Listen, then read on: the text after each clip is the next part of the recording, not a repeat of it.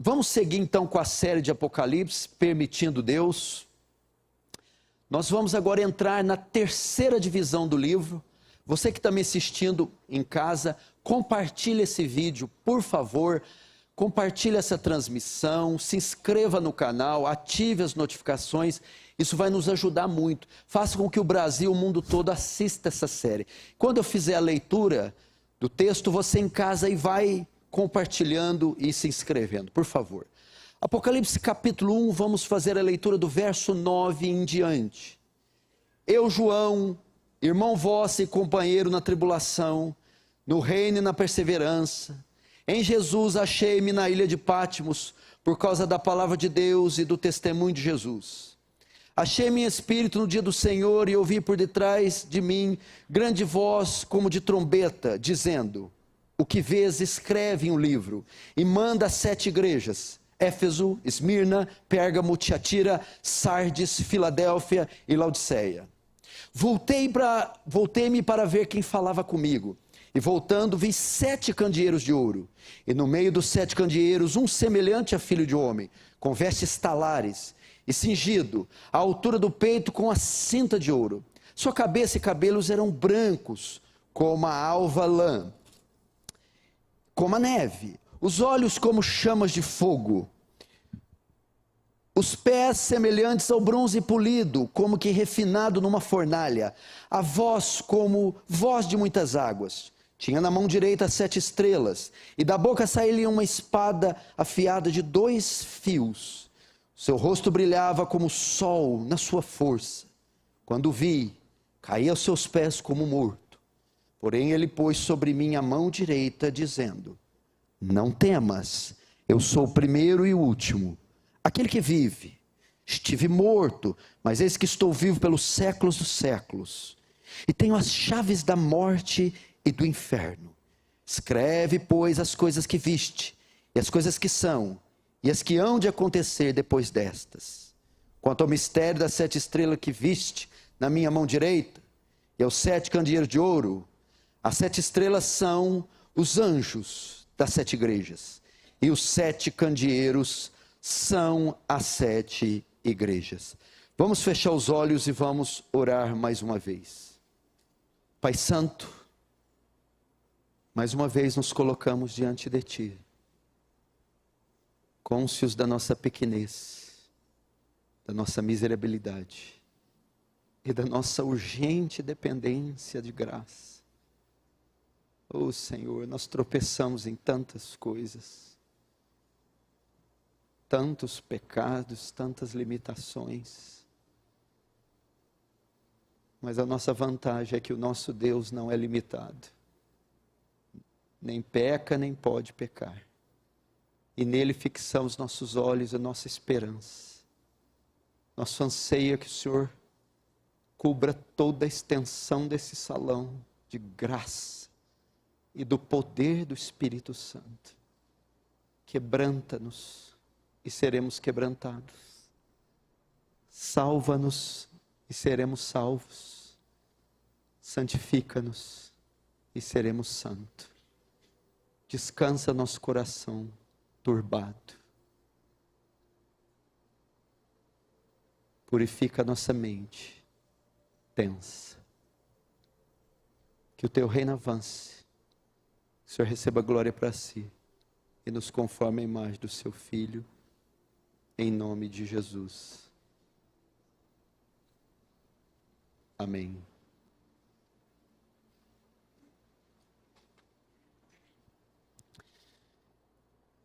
Queridos,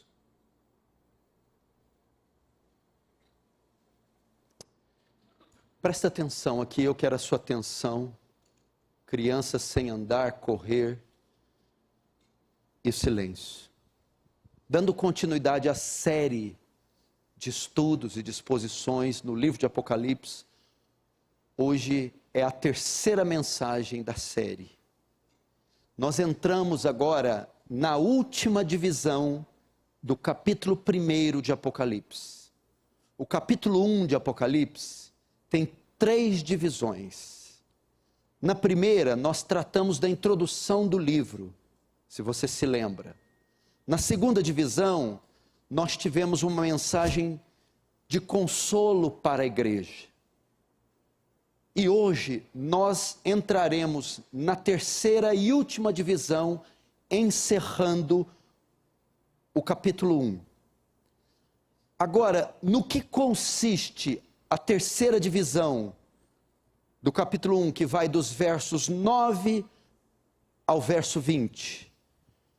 Essa terceira divisão fala do Cristo glorificado, do Cristo glorioso. Se você notar, preste atenção, até o verso 8, João está fazendo apenas uma introdução. O Apocalipse são visões que João tem e relata elas. Mas até o verso 8, ele está fazendo uma introdução. Ele ainda não viu nada. Ele ainda não teve nenhuma visão. Agora do verso 9 em diante, que é o que vamos tratar, ele começa a ter visões extraordinárias. As maiores de toda a Escritura. São uma série de visões. Uma série de 7 visões. João tem. Ele vai registrá-las naquilo que vai ficar conhecido como o livro de Apocalipse. E a primeira grande visão, a primeira série de visões, a primeira grande visão que ele tem é de Cristo, cheio de glória, cheio de poder, cheio de majestade.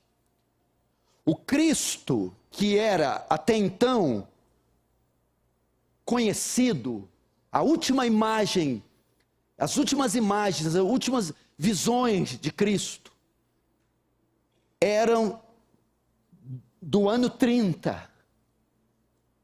O Cristo que era conhecido então foi aquele Cristo da cruz, condenado, com a coroa, cuspido, escarnecido, morto em fraqueza, em escárnio. Entretanto, não é esse Cristo que João vê agora.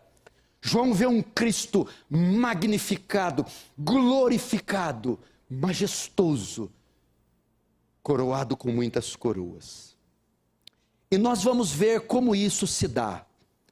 Primeiro, antes de entrar na visão do Cristo glorificado, João começa dizendo sob quais condições ele teve a visão e sobre quais condições ele as escreveu. Verso 9, eu João, diz aí, eu João, irmão vosso e companheiro na tribulação, no reino e na perseverança, em Jesus, achei-me na ilha chamada Patmos, por causa da palavra de Deus e do testemunho de Jesus. Ele começa dizendo, eu João, irmão vosso. Ele está se identificando como o autor do livro. O autor do livro. E quando diz irmão vosso, João era bem conhecido das igrejas da Ásia. Tão conhecido que era chamado pelos membros de irmão. Ele não se define aqui como um apóstolo, mas como irmão, dada a intimidade e dado a como era conhecido deles. E quando diz, eu João, irmão vosso, ele está dizendo, sou eu mesmo que vi essas coisas, eu as escrevi, não foi outro, eu João, o apóstolo, o irmão de vocês, aquele com quem vocês convivem, aquele com quem vocês, aquele a quem vocês conhecem, sou eu o autor, eu é que vi todas essas coisas, eu as escrevi. Isso aqui é para dar ideia da autenticidade do livro. Por mais espantosas que sejam as revelações, as visões aqui relatadas, elas são verdadeiras. E eu, João, o vosso irmão, é quem as viu e quem as escreveu. Pode crer. E ele também se identifica com o sofrimento dos irmãos, ou com os nossos sofrimentos. Ele diz, eu João, irmão vosso, e companheiro na tribulação, no reino e na perseverança, e em Jesus. Essa carta foi escrita com um pano de fundo de intensa perseguição. Os crentes estavam sofrendo grande perseguição de Nero e de Domiciano, estavam sofrendo muito. E João, como autor, se identifica com os sofrimentos. Primeiro ele diz assim,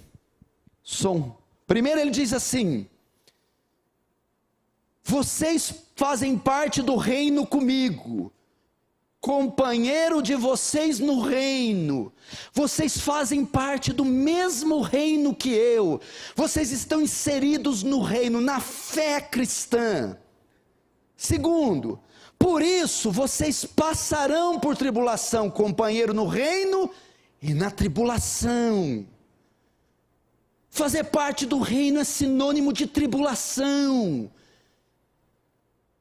E quando João diz, vosso companheiro no reino ninguém fica de fora da tribulação. João, Paulo, Tiago, Moisés, Elias, homens muito mais santos que nós, passaram provações.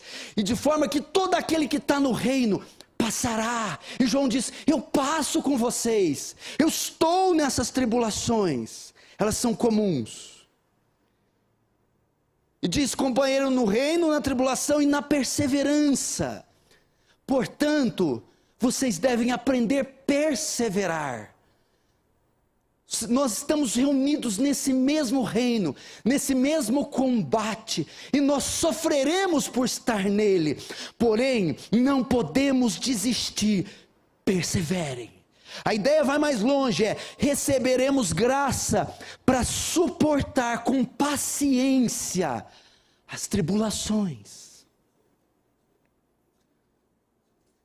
E ele diz, eu também estou sofrendo como vocês. Ele diz, sou companheiro, porque sou vosso irmão. Agora, João vai identificar o lugar que ele escreveu o livro. Ainda no verso 9. Achei-me na ilha de Patmos.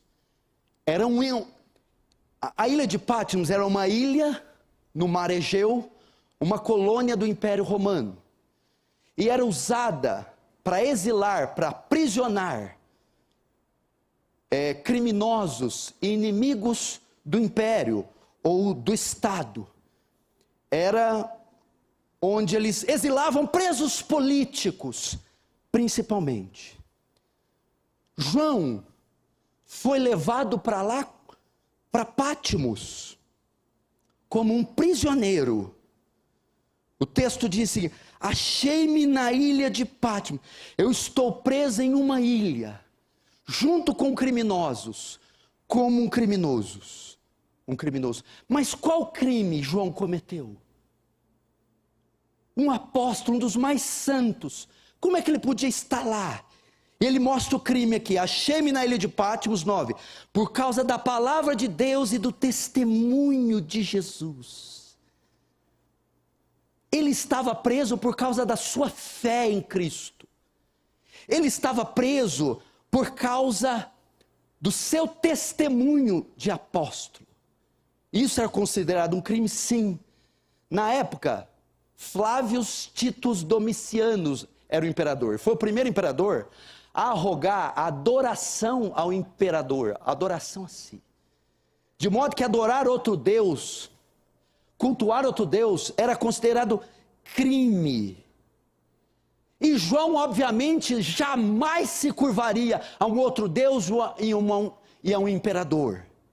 Então, por causa da palavra e do testemunho de Jesus, por causa da sua fé e da pregação do evangelho, João é preso, porque é considerado uma ameaça para o império, porque ele não adorava e nem estimulava ninguém a adorar o imperador.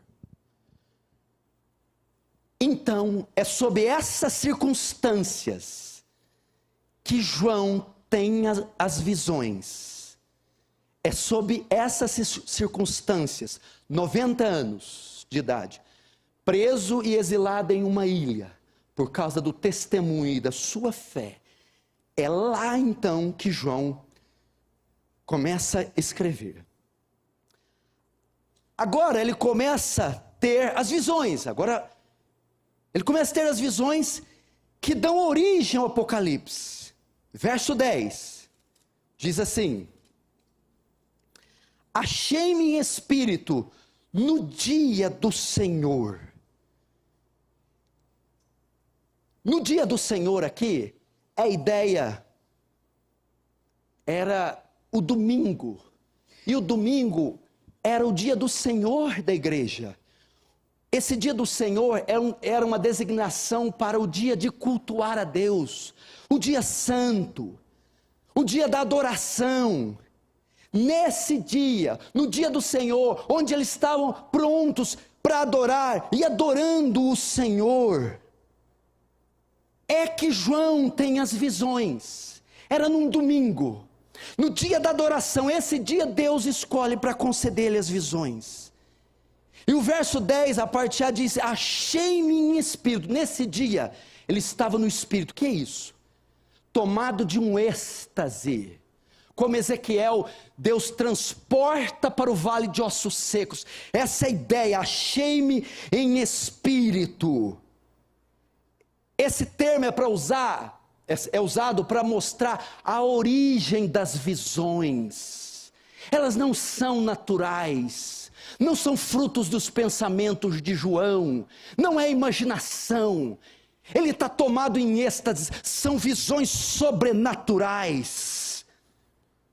É o Espírito Santo que transporta João e mostra tudo que ele vai ver. Vamos agora para o início das visões. Como elas começam? A primeira visão, na verdade, não é uma visão, é uma voz. João começa não vendo, mas ouvindo uma voz dentro da visão. Veja só, verso 10 e 11. Achei-me espírito no dia do Senhor e ouvi por detrás de mim grande voz como voz de trombeta. Até aí. João está tomado em êxtase, olhe para mim. E de repente, ele ouve uma voz atrás dele. Mas não é qualquer voz. A voz de uma trombeta, ou a voz de um estrondo, como de um trovão. Provavelmente João se assustou com esse estrondo atrás dele. Que voz é essa? Que é isso que João está ouvindo?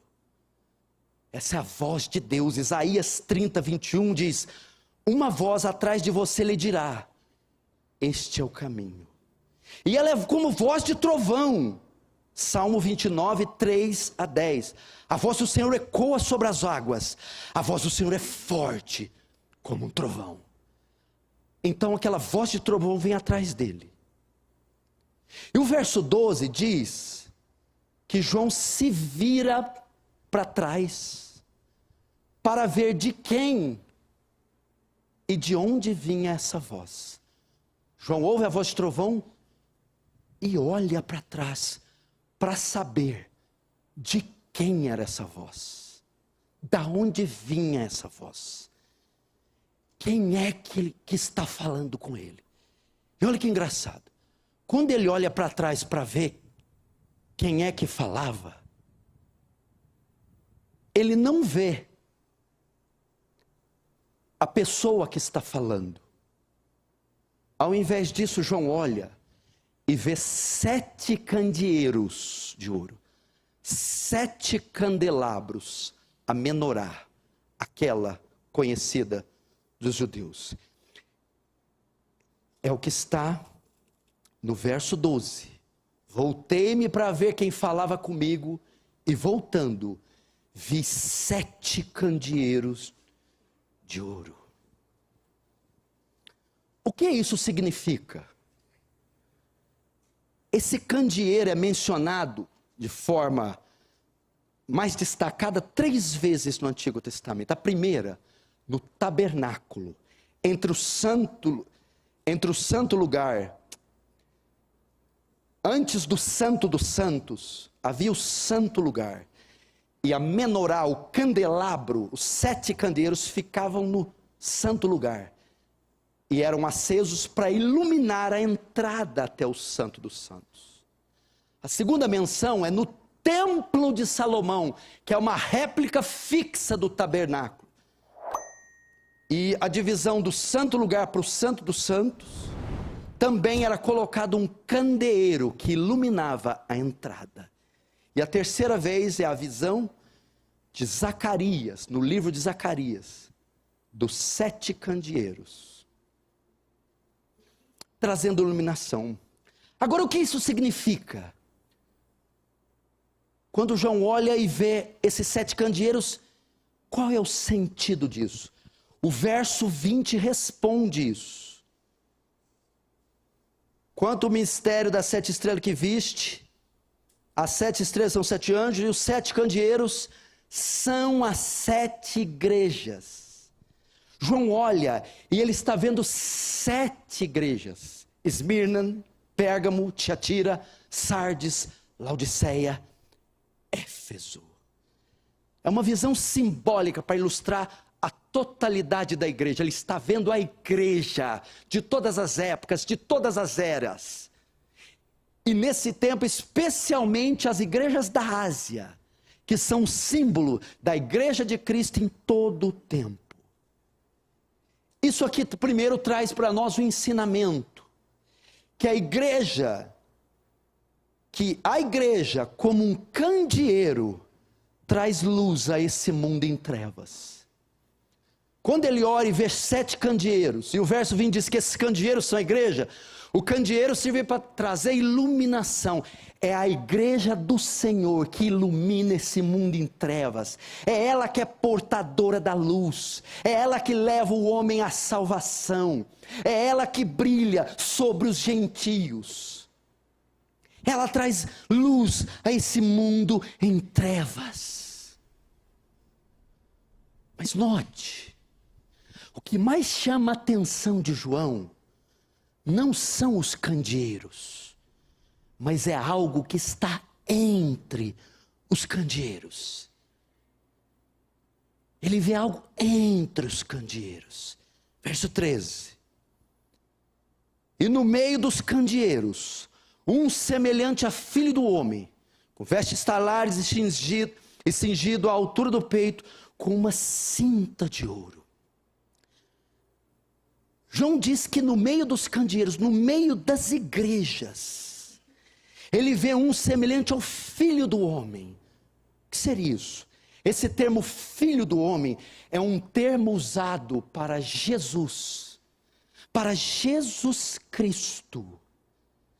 Mas esse que ele está vendo aqui, ele vê como um rei, ressurreto, glorioso. E esse termo é tirado lá do Antigo Testamento, numa visão semelhante que Daniel tem, Daniel 7:13, escute.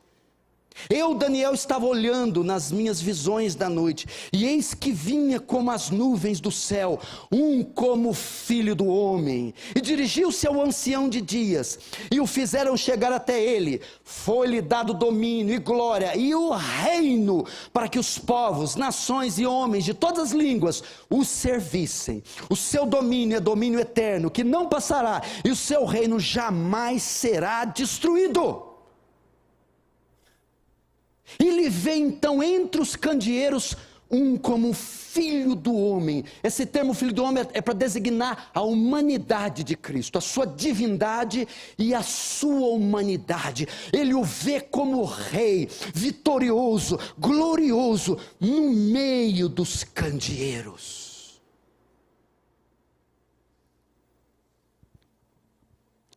João está perplexo com aquela visão. Então veja só, ele olha para trás, não vê da onde saiu a voz, quem falava, mas vê os candeeiros. Os candeeiros são a igreja. E ele vê o Filho do Homem. Agora o impressionante é aonde João vê o Senhor Jesus Cristo.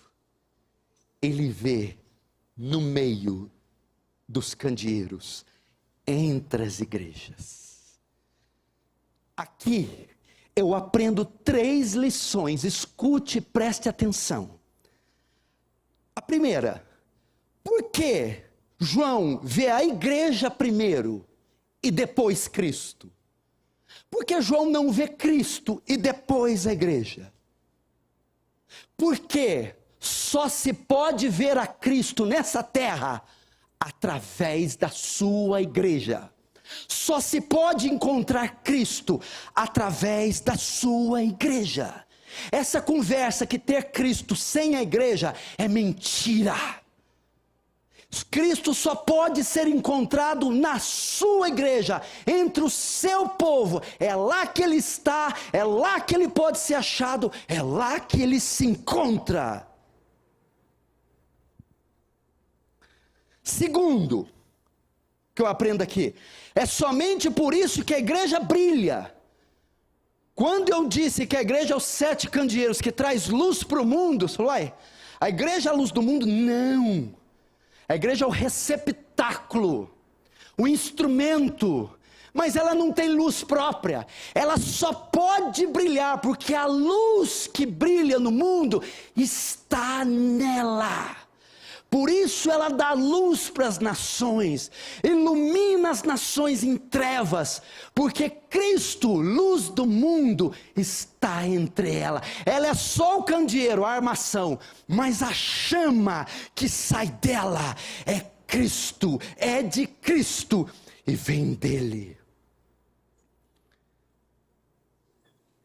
Como está no verso 16, veja, tinha na mão direita 7 estrelas.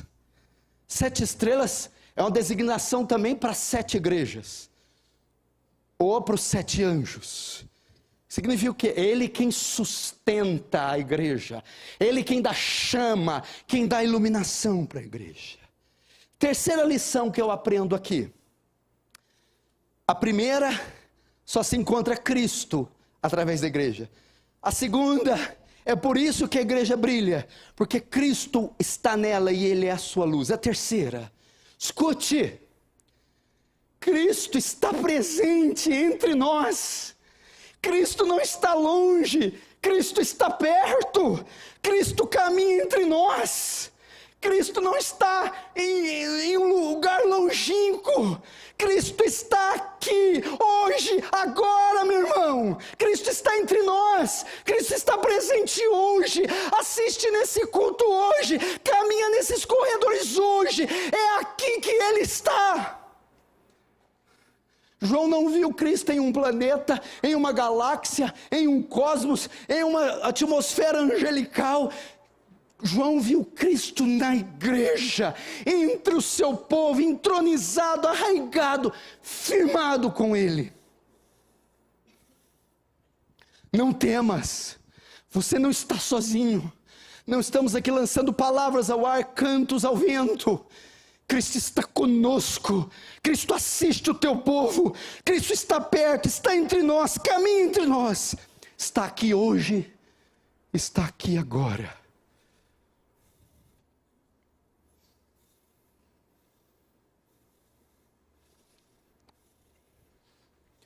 Agora, como João o vê? Como João vê Cristo? Ele olhou para trás para ver a voz, vê os candeeiros e vê o Filho do Homem andando. Ele o vê glorioso, ele o vê em seus ofícios, ele vê vários dos seus atributos. Agora, a atenção sai dos candelabros, sai das estrelas, sai de Pátimos, sai de João e se volta apenas para o Filho do Homem.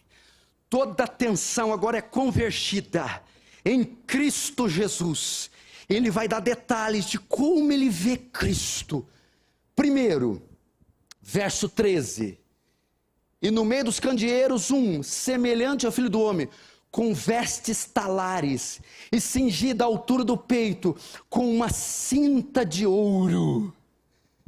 Ele vê, ele tudo glorioso. Ele vê uma beleza incomparável, uma vestidura cintilante, vestes talares até os pés, uma túnica de linho, um cinto de ouro, uma coisa majestosa. Essa beleza toda que João vê vestindo a Cristo, aponta para o sacerdote. Essa era uma roupa típica do sumo sacerdote. É a mesma visão que Daniel teve no capítulo 10, verso 5. Daniel 10, 5 diz assim: olhei para cima, e diante de mim estava um homem vestido de linho, com um cinto de ouro puríssimo na cintura. A mesma visão que João tem, Daniel teve séculos atrás.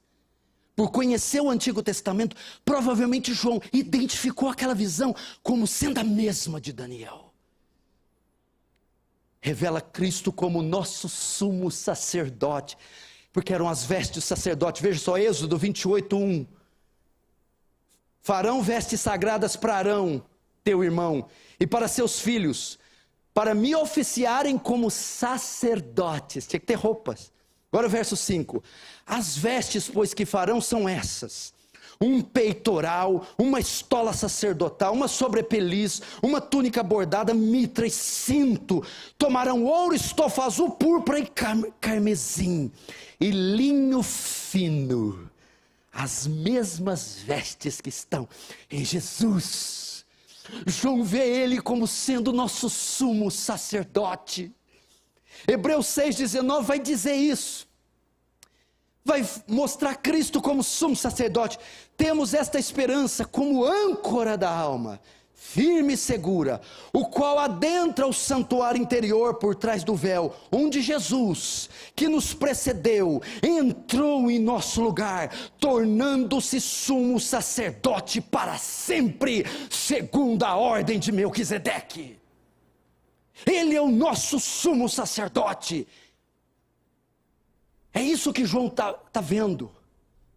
O que é o sumo sacerdote? Aquele que intercede diante de Deus por nós, aquele que oferece sacrifício a Deus por nós, aquele que faz a mediação entre Deus e nós. Mas todos eram homens, tipos, sombras, falhos, pecadores. Agora João não vê um sumo sacerdote, João vê o sumo sacerdote. Qual é a ideia aqui? Qual é o ponto aqui? João está querendo apontar para o sacrifício perfeito na cruz. Cristo, como sacerdote, liberta o seu povo do pecado por meio do sangue que Ele mesmo, como sacrifício e sacerdote, ofereceu. É o sacrifício perfeito, meu irmão. Aquele sacerdote sem pecado, que vem e oferece o seu sangue, sua vida como sacrifício por nós mesmos. Único, último e definitivo. Hebreus 4,14 diz: porque nós não temos um sumo sacerdote que não possa se compadecer das nossas fraquezas, mas um que em tudo foi tentado à nossa semelhança, porém sem pecado. É por causa dele que estamos aqui. É por causa do sacrifício que ele mesmo ofereceu. Ele ofereceu de uma vez todas. É por causa dele que não era só o sacerdote, mas o próprio sacrifício oferecido, perfeito, abriu a entrada, até o acesso até o Pai, quitou a nossa dívida, nos comprou para o Pai. Essa é a primeira forma que João vê. Agora vamos para a segunda forma que João vê. Verso 14. A sua cabeça e cabelos eram brancos como a alva lã. Uau! João está tendo aquela visão emblemática, épica. Ele está agora se atentando para os detalhes. Primeiro ele olhou para a vestimenta. agora ele nota que os cabelos eram brancos, tão brancos como a neve, como a lã. É mais que isso, como luzes. Isso fala do quê? Fala da eternidade e divindade de Cristo. Aquele que ele está vendo não é só um homem, não é um sacerdote como Arão, não tem os cabelos de uma coroa linda como Davi. Ele é mais que o homem. Fala da sua eternidade, aquele cujas origens são desde a eternidade. E fala também que não só da eternidade, mas da sua divindade. Por quê? Escute.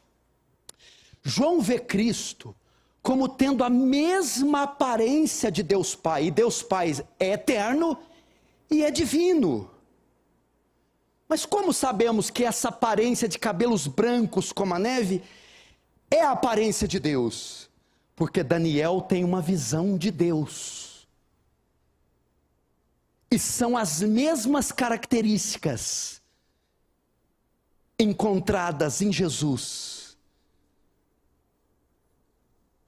Daniel vê o Deus eterno e divino. Daniel 7, 9 e 10. Olha só.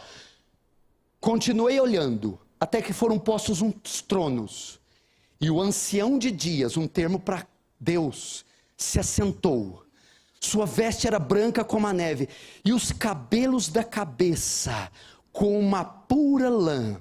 O seu trono eram chamas de fogo, e as suas rodas eram fogo ardente, e um rio de fogo manava e saía diante dele. Daniel está vendo o trono, e Deus assentado na figura de um homem com cabelos brancos. João vê Cristo com a mesma aparência de Deus. João está dizendo, esse não é outro, senão Deus. Deus. São características do Deus divino e eterno. E João testifica disso em João capítulo 1, verso 1. No princípio era o verbo, e o verbo estava com Deus, e o verbo era Deus. Vamos trocar? No princípio era Jesus, no princípio, desde a eternidade, Jesus é eterno. E Jesus estava com Deus, é distinto de Deus. E Jesus era Deus, tão Deus quanto Deus. Deus Pai e Deus Filho. Jesus é Deus Filho, tão Deus quanto Deus Pai. Aquele sumo sacerdote perfeito, que é tanto humano quanto divino. O que isso nos ensina? O sacerdote nos ensina o sacrifício perfeito na cruz. A divindade e a humanidade nos ensina que Ele, Cristo, deve receber adoração, louvor, glória, tanto quanto Deus Pai. Deus Filho deve receber adoração, glória, honra, louvor, tanto quanto Deus Pai, porque Ele é tanto Deus quanto Deus Pai. Ele disse isso. Filipe, há tanto tempo estou convosco, e diz, mostra-nos o Pai. Quem vê a mim, vê o Pai. Eu e o Pai somos um. 1 João 5,18, Jesus Cristo é o verdadeiro Deus e vida eterna. Agora vamos para a terceira forma que João vê o Cristo glorioso. Verso 14. Sua cabeça e cabelos eram brancos como a alva lã, como a neve. E os seus olhos como chama de fogo. João está subindo, ele estava vendo todo o corpo vestido com vestes talares. Nota os cabelos brancos. E agora olha para os olhos e repara que os olhos são como tochas, bolas de fogo, chamas. Isso fala da onisciência de Cristo. Aquela visão está falando, o Apocalipse é um livro simbólico. Deus comunicando verdades para a igreja através de símbolos. Aqueles olhos falam da onisciência de Cristo. Novamente, João tem em mente a mesma visão de Daniel 10:6. Ele vê algo semelhante quando ele diz: o seu corpo era como berilo, e os seus olhos como tochas de fogo. Estão tendo a mesma visão, o mesmo Deus, o mesmo Rei, o mesmo Senhor. O que quer dizer esses olhos de fogo?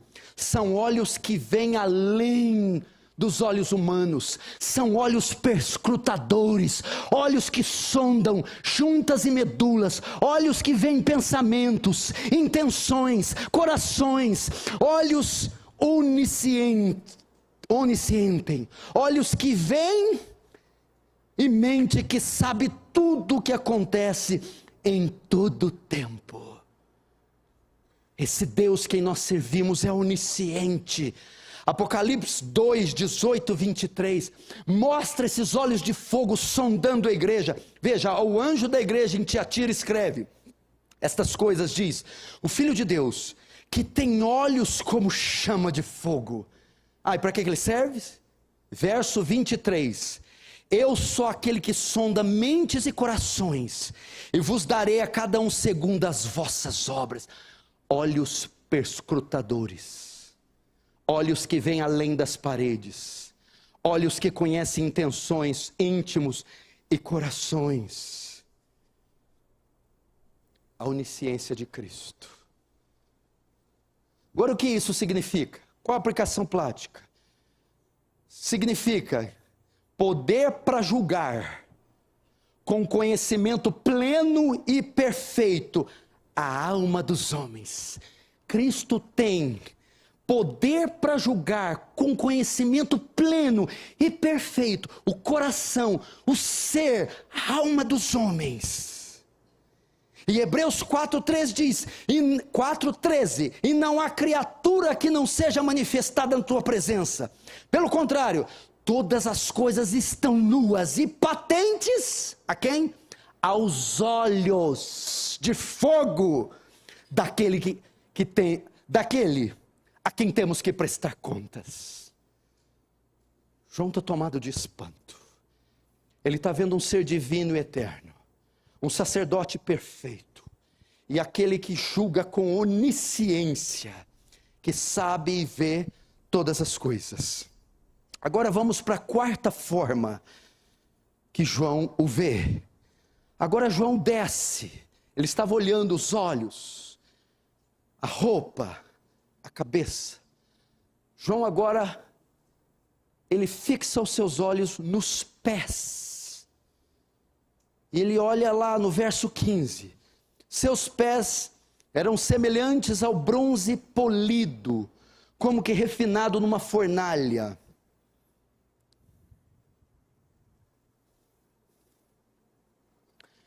João agora vê Cristo como um juiz. Que eram pés de bronze, pés prontos para esmagar. Esmagar o quê? Em Apocalipse 19 diz assim: ele é quem pisa o lagar de vinho, do furor, da ira, do Deus Todo-Poderoso. Fala de Cristo como juiz.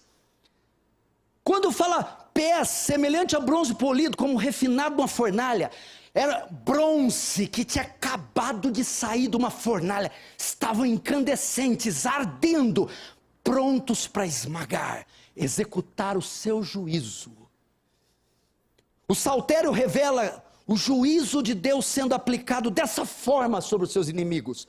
Salmo 110, verso 1 diz assim: disse o Senhor meu Senhor, assenta-me à direita, até que eu ponha, ou até que eu esmague os teus inimigos debaixo dos teus pés. O Apocalipse mostra Cristo executando seu juízo com os seus pés. Apocalipse 19, 15, sai da sua boca uma espada afiada, com ela para ferir as nações, e ele mesmo as regerá com cetro de ferro, e pessoalmente pisa o lagar do vinho, do furor, da ira do Deus Todo-Poderoso. Cristo como juiz aquele que executa os seus juízos através desses pés incandescentes que esmagam nações, ímpios, os blasfemos, os soberbos. João vê esse Cristo terrível. O que isso significa? O que isso traz para nós? Preste atenção. Significa que ninguém ficará impune. Ninguém passará ileso por esse julgamento. Ninguém. Todos darão contas diante dele no julgamento. Ninguém. Eclesiastes 12:14 diz: porque Deus há de trazer a juízo todas as obras, até as que estão escondidas, quer sejam boas, quer sejam más. João vê Cristo como juiz. A quinta forma que João vê Jesus. Vamos ver o verso também 15. Os pés semelhantes ao bronze polido, como refinado numa fornalha. A voz como voz de muitas águas. E 16 também, tinha na mão direita 7 estrelas, e da sua boca saía-lhe uma espada afiada de 2 gumes.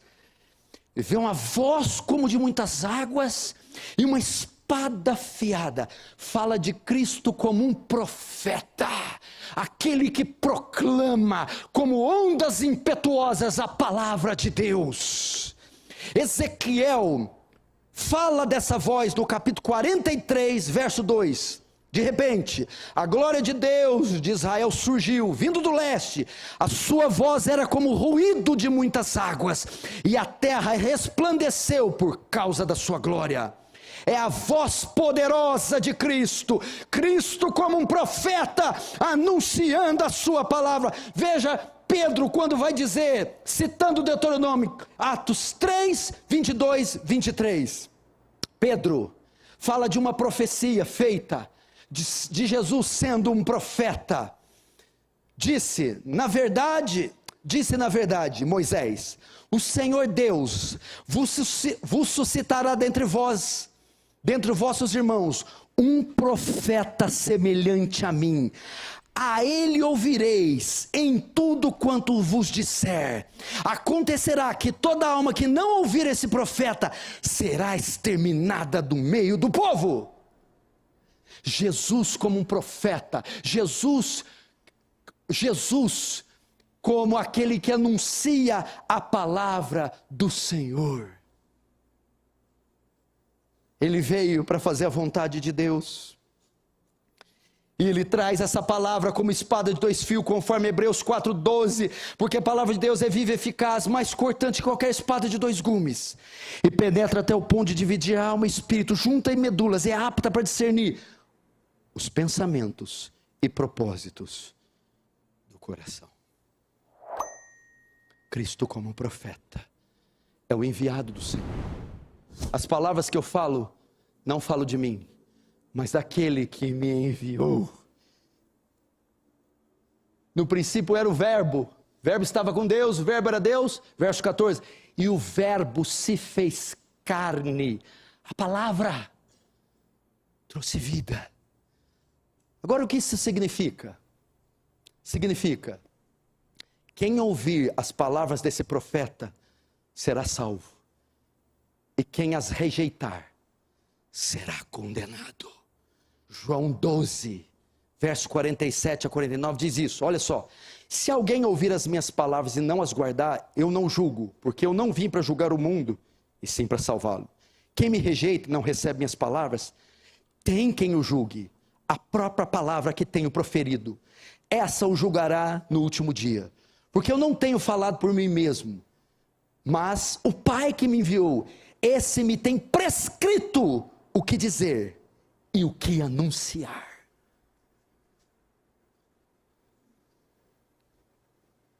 Não foi Maomé que veio em nome de Deus, Buda, Confúcio, Hare Krishna, qualquer outro santo. Esse é o verdadeiro profeta que anuncia a palavra de Deus. Sexta forma, vamos ver. Verso 16. Parte C. O seu rosto brilhava como o sol na sua força. Agora João tira a atenção dos pés. Imagina essa visão que ele está detalhando. Está vendo os cabelos, o corpo vestido com vestes talares, os olhos como chamas de fogo, uma voz como de um trovão, pés ardendo em chamas. E agora ele volta novamente. E ele vai olhar a parte mais enigmática da visão, a que mais identifica o ser. Não é assim? Não tem hoje no celular reconhecimento facial? A identidade não vem com a foto da face, é a face que mais identifica o indivíduo. João agora fixa toda a sua atenção no ponto mais importante da visão, a face, o rosto daquele ser espantoso, magnífico. Ele já está estupefato, estarrecido, ele está todo excitado com a visão, mas agora ele vai ver o rosto. E ele vê algo muito intrigante. O seu rosto brilhava como o sol na sua força. Há dias que eu estou voltando de viagem, principalmente de São Paulo, dependendo do horário, estou na Anhanguera, na Bandeirantes, e ali 9, 10 da manhã, o sol está numa parte do horizonte que vai direto ao carro. Esses últimos dias eu estava vindo, e o sol estava tão forte que eu não enxergava nada na minha frente. Eu tive que parar, encostar o carro e colocar óculos de sol, e mesmo assim eu não consegui ver direito. Isso era 10, 11 horas da manhã. João diz assim, que o rosto dele brilhava como o sol na sua força, o meio-dia. O que é isso? É algo que não se pode ver. Se você tentar olhar para o sol meio-dia, ele queima seus olhos. Você não pode contemplar. Ele tem tanto brilho, tanta força, tanta luz radia, que ele queima. Você tem que fechar os olhos. Você não pode contemplar. É impossível ver, é impossível mensurar aquele brilho. E foi assim que João olhou para o rosto dele. Brilhava como um relâmpago, como um sol do meio-dia. Que isso? Agora João vê a glória de Cristo. Só aponta para a sua glória. Novamente ele tem a mesma visão de Daniel, Daniel capítulo 10, versos 5 e 6. Levantei os olhos e olhei, eis um homem vestido de linho, cujos ombros estavam cingidos de ouro puro de ufaz. O seu corpo era como de berilo, o seu rosto como de um relâmpago. É a mesma visão. Quem já contemplou um relâmpago? É um flash estrondoso. João já tinha um pouco a ideia disso, porque em Mateus 17, 2, Jesus se transfigurou e recebeu parte dessa glória, e foi transfigurado diante deles, e o seu rosto resplandecia como o sol, e as suas vestes tornaram brancas como a luz. Jesus se iluminou de uma forma espantosa no monte da transfiguração. Irmãos, Cristo é maior que podemos imaginar. Cristo não é nosso amiguinho. Cristo é dotado de uma glória, e vimos a sua glória como glória do unigênito do Pai. Senhor, glorifica-me com aquela glória que eu tinha antes da fundação do mundo.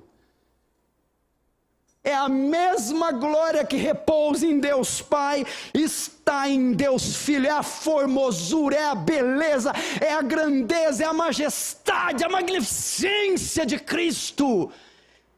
Ele é maior que nós possamos imaginar, de modo que não dá para ver. Isaías 6, 1 e 2, é a mesma coisa que os serafins contemplaram, não é isso? No ano da morte do rei Uzias, eu vi o Senhor assentado num alto e sublime trono, e as abas das suas vestes cobriam o templo. Serafins voavam por cima dele, cada um tinha 6 asas, com 2 cobriam o rosto, com 2 cobriam os pés, e com 2 voavam. Note aqui, João vê, Isaías. Ele vê o trono, ele vê Deus, e ele vê serafins, é uma categoria de anjos, voando. Esses serafins tinham 6 asas, 3 pares de asas. O que eles faziam? 2 usava para voar, 2 cobriam os pés, e eles voavam 2 cobrindo o rosto. Por quê? Porque naquele trono, a mesma glória, o mesmo raio, o mesmo sol que João contemplou, que não podia ver, os serafins contemplavam naquele trono, e para que não morressem, tinham que cobrir o rosto. É isso que João está vendo, a glória de Cristo. O que isso significa, irmãos? Presta atenção, que Ele não é como nós. Ele não é como nós. Salmo 50, 21. Ficarei eu calado diante de tudo que vocês têm feito? Você pensava que eu era como você? Que eu era como tu? Isso é para mostrar. Ele não é como nós. Ele excede muito em glória todos nós. Estou terminando, não fique nervoso, pois não vai adiantar. William Hendrickson resume toda a visão de Cristo da seguinte forma, escute. Note que o Filho de Homem aqui é retratado como que vestido de poder e majestade, e de reverência e terror. Aquele manto real longo, aquele cinto de ouro em volta do peito, aqueles cabelos tão radiantes, brancos como a neve, sobre os quais o sol brilha tanto que fere a vista, aqueles olhos flamejantes, olhos que perscrutam cada coração e penetra cada canto secreto do mesmo, aqueles pés incandescentes que visam esmagar os perversos, aquela voz que ressoa como as ondas poderosas, que estrondeiam contra os rochedos de Pátmos, aquela grande espada afiada, longa, pesada, com intenso demais, com 2 gumes cortantes, aquela aparência por inteiro, que se assemelha ao sol que brilha em sua força, brilho esse intenso demais para os olhos humanos fitarem. O quadro inteiro, tomado como um todo, é a figura de Cristo, o ser santo, vindo para purificar suas igrejas e castigar os perseguidores de seus eleitos. Essa é a visão. Imagina se Ele escolhesse você. Mas se pegasse você, Naila, lá no teu quarto, você vai ver a mesma coisa. Você não vai saber se foram horas, se foram dias, se foram segundos, se você estava no corpo ou fora dele, Deus o sabe. Agora, o texto vai narrar a reação de João após ver isso. Qual foi a reação de João? Verso 17. Vamos ver. Quando vi, caí aos seus pés como morto. Até aí. Quando João viu, contemplou toda aquela visão, ele caiu como morto, ele foi tomado de espanto, assombro, perplexidade, ele desmaiou.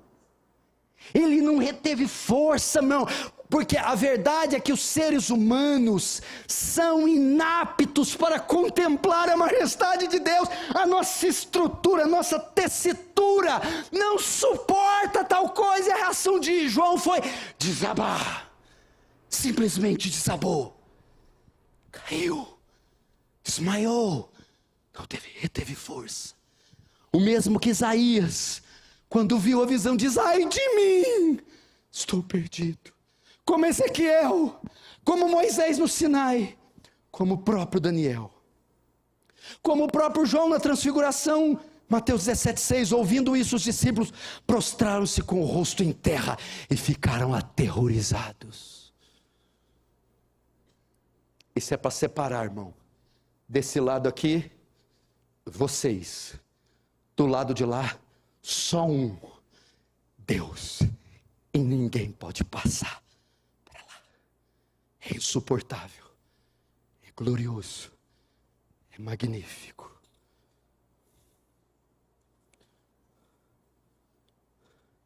Agora, Cristo, diante da reação de João, vai falar pela primeira vez no livro. Ele vai se pronunciar. E as palavras de Jesus revelam um Cristo misericordioso. Veja o verso 17 e 18. Quando vi, caí com os pés como morto. Porém, ele pôs sobre mim a mão direita, dizendo: não temas, eu sou o primeiro e o último, e aquele que vive. Estive morto, mas eis que estou vivo pelos séculos dos séculos, e tenho as chaves da morte e do inferno. Cristo vai falar pela primeira vez no livro, nas visões de João, diante do pavor que João sente. O que acontece? João está lá prostrado. Vem Jesus, põe a mão direita no seu ombro e diz a João espavorido: não temas. Ele mostra sua misericórdia. Ele vai dizer: eu sou o primeiro e o último, aquele que vive. São termos para dizer novamente da sua divindade. Porque ele toca nele, ele está desmontado, põe a mão, não temos. Eu sou o primeiro e o último, aquele que vive. Apesar de eu ser Deus eterno, infinito, terrível, pés de bronze, rosto como de relâmpago, eu posso ter misericórdia dos pecadores, como eu estou tendo de você, João. E como é possível ele ter misericórdia? O texto prossegue: estive morto, mas eis que estou vivo pelos séculos dos séculos. O que é isso? Eu posso ter misericórdia, porque eu estive morto, estou vivo. Onde que ele morreu? Na cruz. O que aconteceu no terceiro dia? Ressuscitou. Ele pode ter misericórdia, porque ele morreu por nossos pecados, e ressuscitou ao terceiro dia, de modo que o perdão está disponível para mim, para você. Uma outra interpretação é: eu posso consolar você, eu posso livrar você, eu posso perdoar você, eu posso salvar você. Por quê? Porque diferente de Buda, Maomé, Confúcio, Aparecida, eu não estou morto, eu estou vivo.